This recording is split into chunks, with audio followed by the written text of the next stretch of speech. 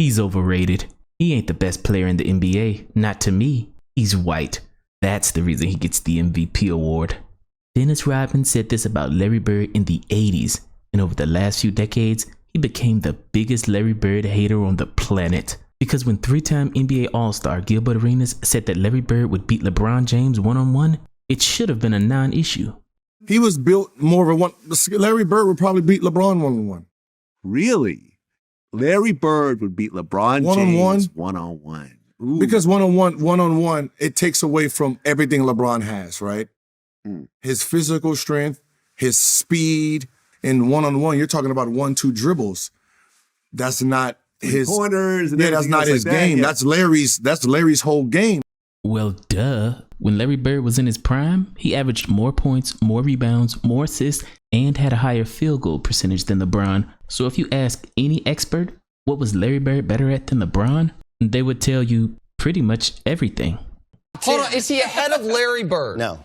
No. What was Bird better at? Bird's a better shooter. It's not close. I think Bird is as good or better as a passer, a much more fluid, much more natural passer than LeBron James, a creative passer. LeBron James, for a superstar, he's as good a passer as anyone outside of maybe Magic and Bird. Bird was a better passer. Bird's a better rebounder. The fact is that Larry Bird didn't stay healthy, and the fact is that basketball is played so differently now. When it comes down to the end of a game in a championship series, I would rather have Larry Bird have the basketball. However, when Dennis Rodman, a 5-time NBA champion, 2-time Defensive Player of the Year, and the best rebounder in NBA history heard that statement, he completely scoffed at the idea. Would you agree or disagree? So I leave. What? Okay, I'll put it this way. If Larry Bird played in this era, I think he'd be in Europe. So I'm just letting you know, man. Really? Today's world?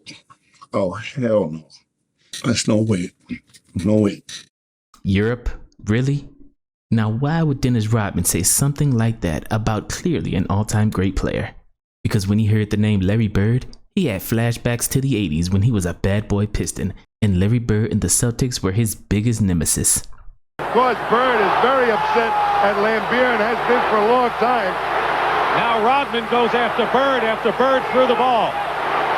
Rodman, for some reason, maybe because Bird was beating him, he don't like Larry Bird.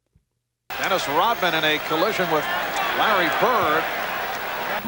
As the shot goes up, check the battle out underneath. A headbutt, double arm wraparound, and a takedown trip by Dennis Rodman to Larry Bird. And it all started when the Pistons faced the Celtics in the 1987 Eastern Conference Finals, where a rookie Dennis Rodman was in charge of guarding Larry Bird. Right here, Rodman makes a rookie mistake. When he hears the whistle, he should have grabbed him. He let him finish the shot. And when you hear that whistle, Bob, you got to grab him. You can't let him get three. I think it was 86, 87. So we were playing Boston Celtics in the Eastern Conference Finals. So they gave me the task of guarding Larry Bird.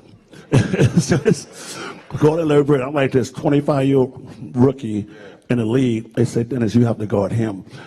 So I'm guarding him, and every time I turn my head, he's over there in the three-point line. He said, I'm over here, Rook. I'm like, Two shot blockers, Rodman and Sauer. Bird for three. Well, Rodman took a nap that time. You know, I got to go out there and run out there like a dumbass. Let's go out there, try to contest him. If he hit the three, I'm like, okay. And in Game 5, with the series tied 2-2, the game goes down to the wire. And Isaiah Thomas hits what he thinks is the game-winning shot. Out on the top of the floor against Seaston. 16 seconds.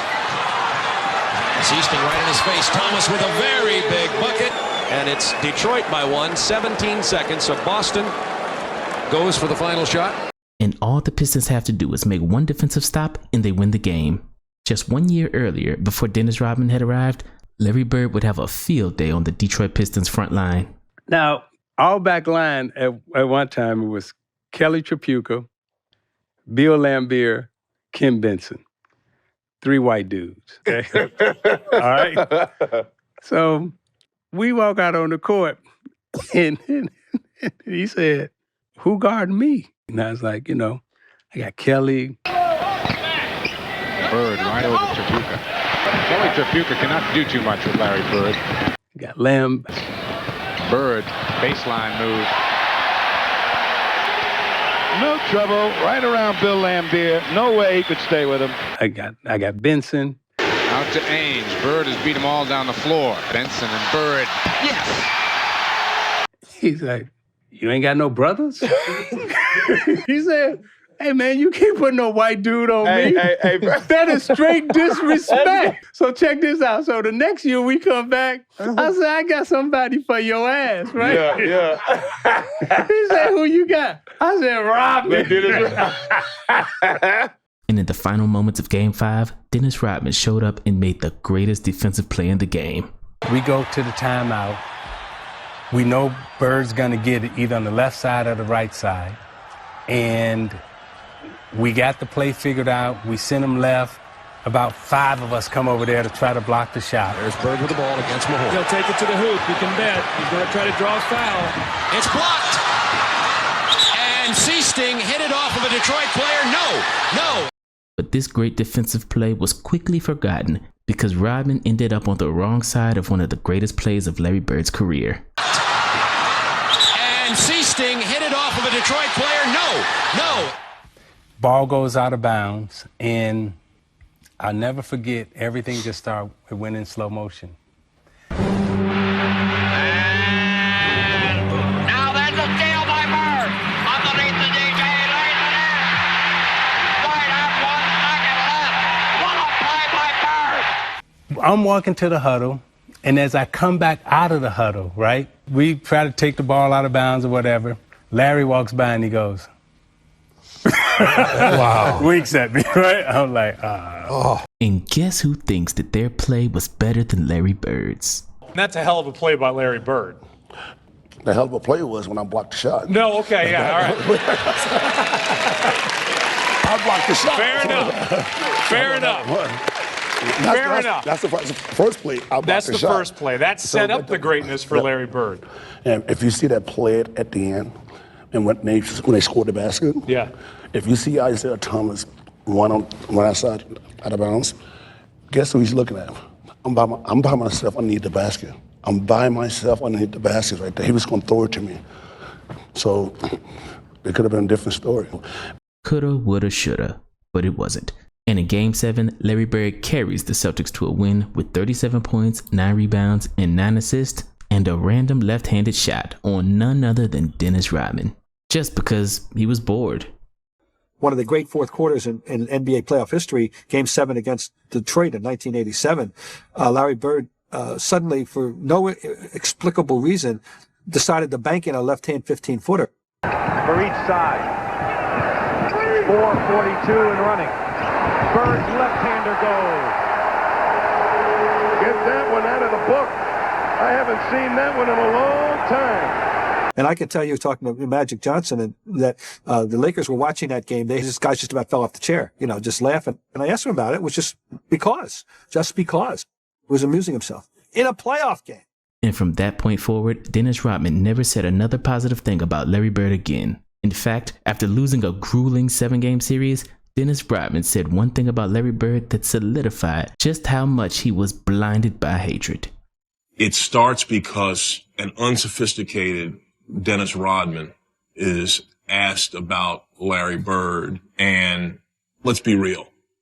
It's probably the first time in Dennis Rodman's life that a white guy tuned him up on the basketball court.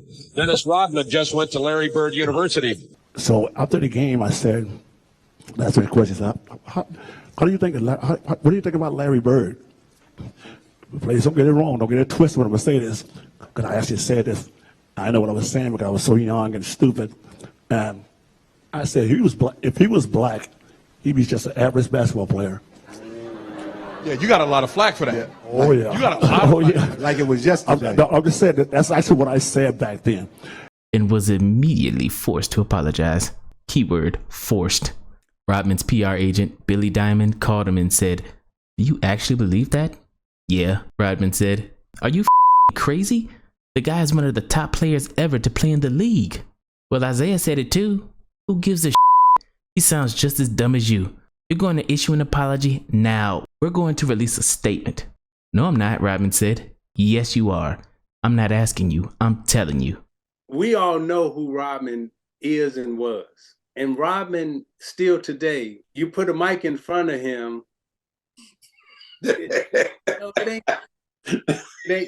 you don't know, right? That's just, unfortunately, that's how it was with him, right? So my job as captain is let me try to help and protect.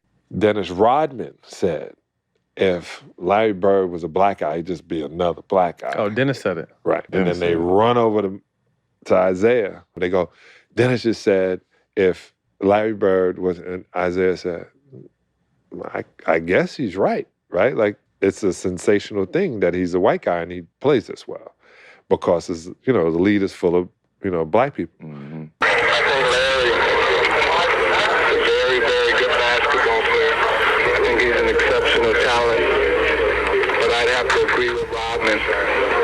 If he was black, he'd be just another good guy.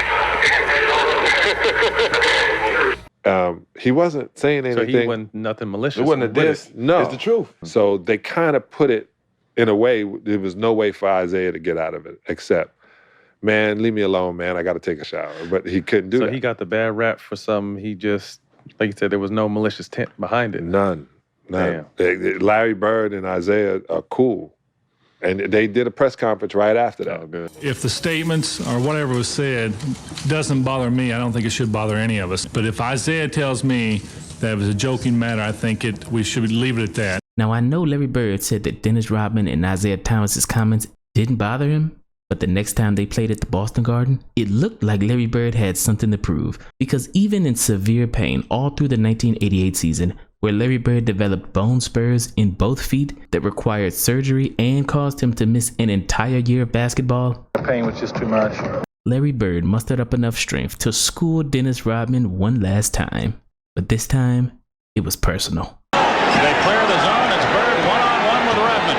Bird fakes, unloads, and Rodman fouled it.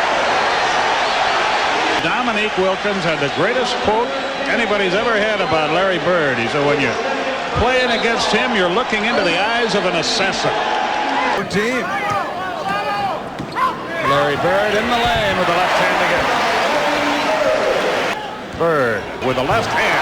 Amazing. Amazing. Well, again, Rodman has done a good job with Bird to make that shot, and he does. Rodman did all you can legally do. Dennis Rodman said, I would be all over him, trying to deny him the ball, and all Larry was doing was yelling at his teammates. I'm open. Hurry up before they notice nobody's guarding me. In the middle so much and try to find Larry Bird. Ames finds him in three-point country. Good job by Ames. Bird has 16. Coach, you better get this guy out and send in somebody who's going to D me up, because it's too easy when I'm wide open like this. About 20 feet away from the hoop. Bird shoots the J, yes. He's got 29. Gilmore sets the pick, now at Rizal. Bird one-on-one with Rodman. Drew the foul, score it. 32 for Bird. Detroit calls timeout. Dominique Wilkins said it, when you look into Larry Bird's eyes during a game, you're looking into the eyes of an assassin. And he may have just squeezed off the final round against Detroit, Steve Jones, at least in this game. When you get embarrassed like that, while being trash talked before and after every bucket, I guess you just never get over it. Boston 121, Detroit 110. Still not since December 19th, 1982, has Detroit won a game in the Boston Garden. They've lost 20 in a row. So yeah, Dennis Rodman's judgment might be a little cloudy when it comes to Larry Bird. He even said that Larry Bird should not even be on the dream team because he was old and washed up. But when the word got out that Dennis Rodman said Larry Bird would be in Europe if he played today, the rest of the basketball world went crazy.